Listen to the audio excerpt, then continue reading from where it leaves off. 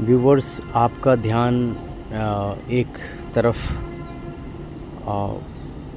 मुतवज्जे करना चाहूँगा, आकर्षित करना चाहूँगा कि यहाँ पर मैं हूँ एक कब्रिस्तान में, कब्रिस्तान फ़िरोज़ाबाद में हमारे एक अंकल की डेथ हो गई, इसलिए हम लोग यहाँ पर आए थे। वो सामने उनकी कब्र है, ये वाली। आप सभी से गुजारिश है कि आप उनके नाम की सूरह फातिहा पढ़कर उनको बख्शें। मरहूम मुफीस अहमद। तो यहाँ पर एक नई चीज़ देखने में आई है कि अभी मैं यहाँ पे कब्रिस्तान में ही था, तो देखा क्या कि यहाँ पर दो कब्रें पास पास बनी हुई हैं। तो इन दो कब्रों में सिमिलैरिटी है कि ये दोनों पास पास हैं, दोनों के जो सिरहाने हैं वो एक जैसे हैं। लेकिन एक और सिमिलैरिटी है कि इसमें एक मरहूम मुस्तफ़ा साहब थे उर्फ़ लाला मियाँ। तो एक की मृत्यु, एक का इंतकाल, एक की डेथ जो हुई है वो 1973 में हुई है और एक की डेथ हुई है 1975 में।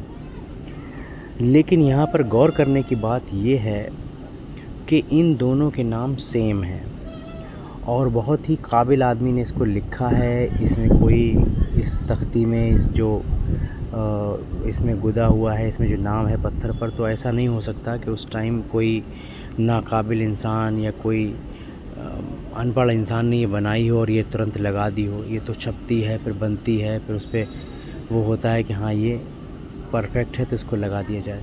यहाँ पर एक समझ में बात नहीं आ रही है। अभी यहाँ पर कोई ऐसा पुराना आदमी नहीं मिला जो इस चीज़ को समझ सके कि सेम नाम की दो डेथ 2 साल में कैसे हो सकती हैं। किसी की मृत्यु 1973 में किसी डेट में हुई है और एक की मृत्यु 1975 में किसी डेट में हुई है। जैसे इस कब्र पे आप देख रहे हैं कि ये 1975 में ख़त्म हुए हैं मरहूम मुस्तफ़ा उर्फ़ लाला मियाँ, और बहुत ही पहुँचे हुए मालूम पड़ रहे हैं।